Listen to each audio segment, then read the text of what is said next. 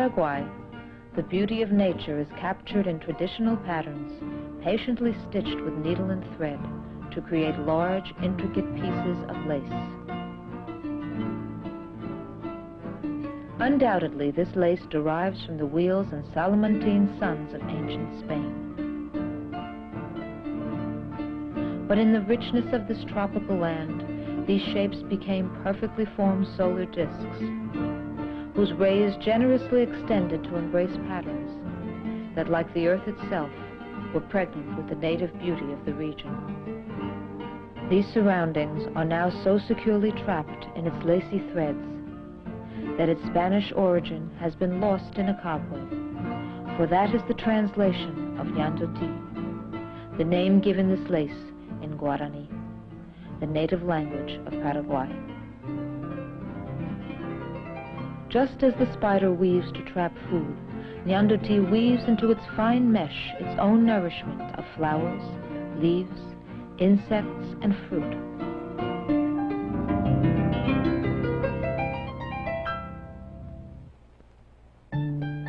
Ñandutí is said to have developed in colonial times. As told in one of the many colorful legends, when a young girl tore a valuable mantilla her Spanish mistress gave her to wash, she was imprisoned till she wove another of the same quality. Lonely and desperate, she turned to nature and to a companion who shared her fate, a spider who generously offered her a pattern for her own patient toil.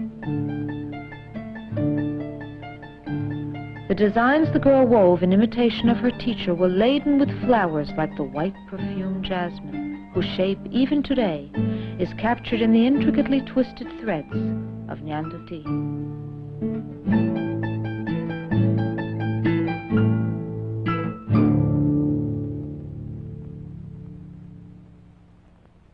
In the drawing, the natural shape of the jasmine flower is simplified, while all that remains in the weaving is the pattern formed by its 4 open, pointed petals. The wide petals of the pansy, whose cheerful colors fill Paraguayan gardens, are also caught in the web of Ñandutí. Again, the representation simplifies the natural shape so that the flower design fills the circle of lace. The slim thyme branch, simple but elegant in its symmetry, joins its tips to form a circular pattern imprisoned within the surrounding disc.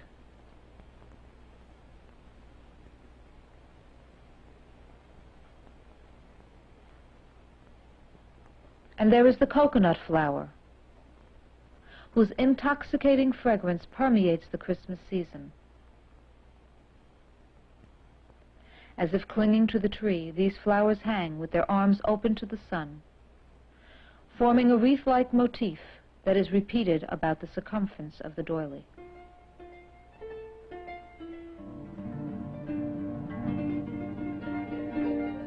But what nature's weaver cannot trap in a web, the Paraguayan woman can capture with her creative imagination and quick fingers.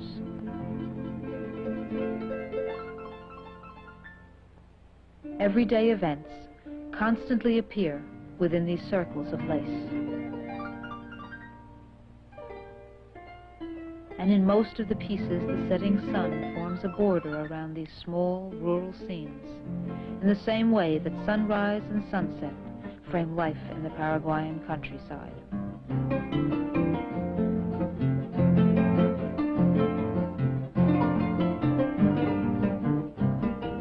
A farm woman's first task each day is milking.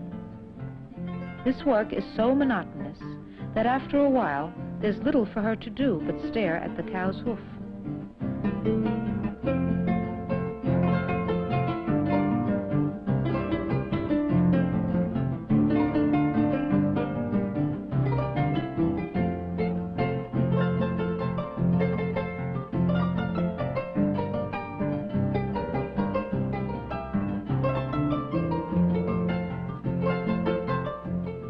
As she feeds the timid goats, her attention is caught by their graceful tails.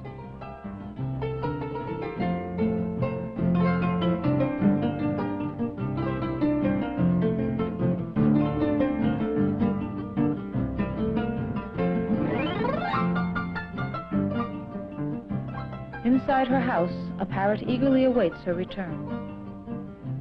In its haste to be fed, its big beak has more than once clumsily nipped her fingers.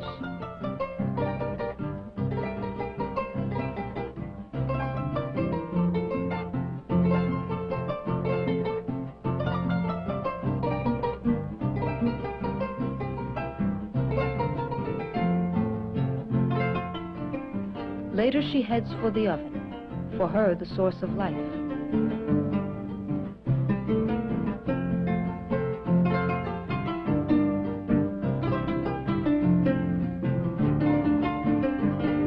Within its brick and mud wall she bakes her favorite foods, just as her mother and grandmother baked arapaho, sweet cakes of cassava flour, milk, and molasses.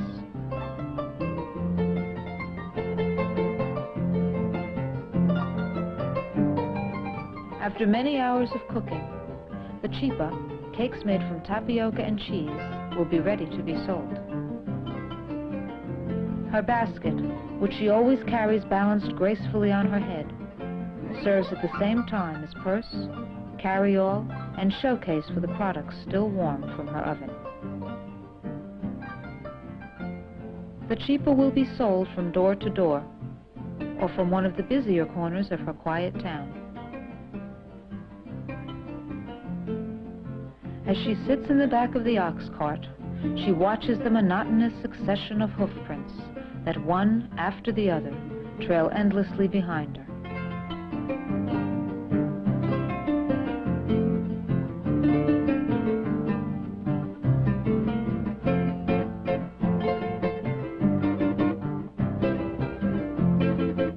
She also sees the details of surroundings that change little from one day to the next. Interminable fields of cornflowers that will ripen into the grain she uses in most of the food she cooks.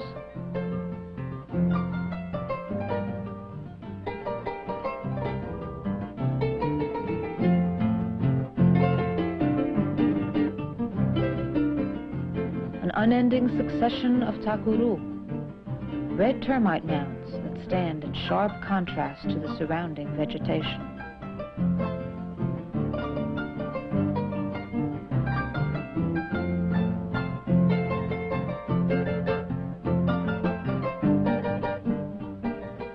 Coconut trees, symbolic of the fertility of the Paraguayan countryside, swollen with their load of fruit tucked beneath protective leaves. Perhaps this is why this design is called Urua, or pregnancy.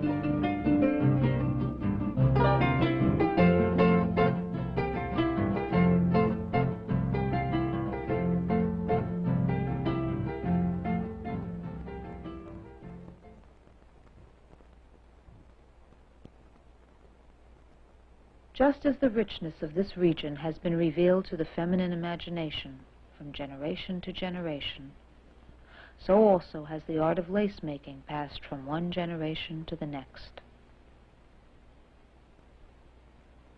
Originally, the thread was made by hand, generally from vegetable fibers. Typical Ñandutí is therefore white or ivory-colored.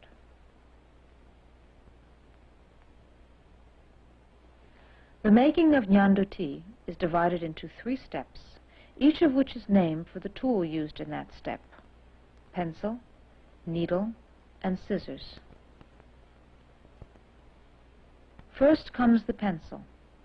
In this step, a pattern previously drawn on paper is traced onto a piece of cloth stretched tight in a wooden frame.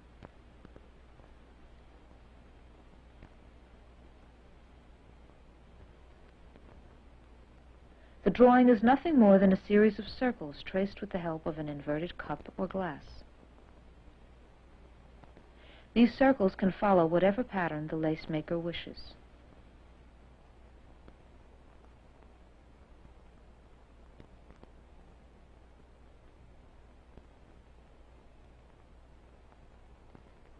After the pencil comes the needle.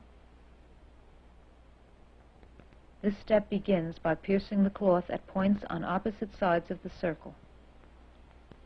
The stitching then proceeds back and forth across the circle, until there is an armaje, or armature, of 100 to 150 rays in each disc.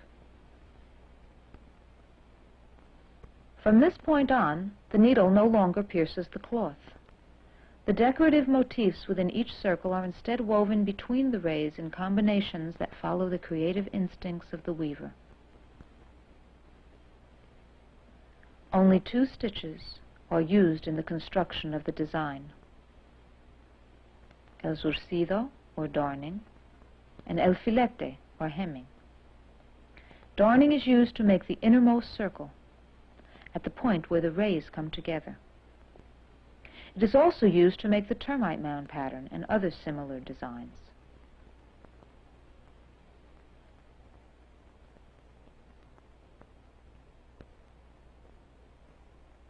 Hemming is used to make the next 2 concentric circles. In the process, the rays are also separated into groups of 2, thus forming the quarají, or sun. Designs such as the cornflower are made with this stitch.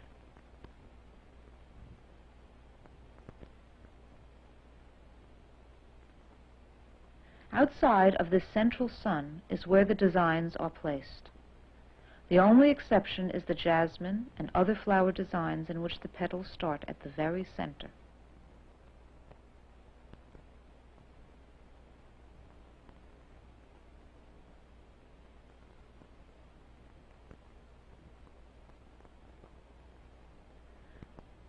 Although there are no rules governing the grouping of designs, certain designs are never found together in the same circle, while others seem inseparable.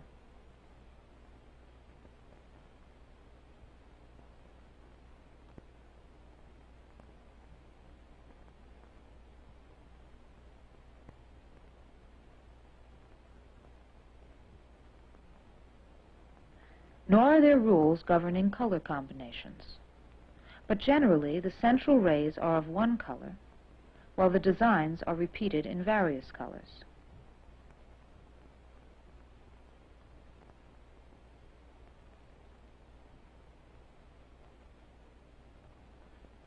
The open spaces between the discs are filled with patterns specially designed for this purpose. The arasape, or guava flower, filigree, and others. These motifs must form a checkerboard pattern composed of single or double straight lines that cross one another at right angles. After the needle comes the step called scissors. Now the cloth behind the weaving is cut away with the point of a scissors. It is marvelous to watch the dexterity with which this work is done, for it takes great care and much skill to avoid cutting the rays where they are fastened to the cloth. All that remains in the frame when the cutting is completed is the weaving suspended from a border of cloth. The Ñandutí is washed well with soap, water, and if necessary a fine brush. Then it is put in the sun to whiten. Once it is dry, it is again moistened, this time with a solution of tapioca starch, and then carefully wiped with a dry cloth to remove the excess from between the threads. Again it is left to dry in the sun.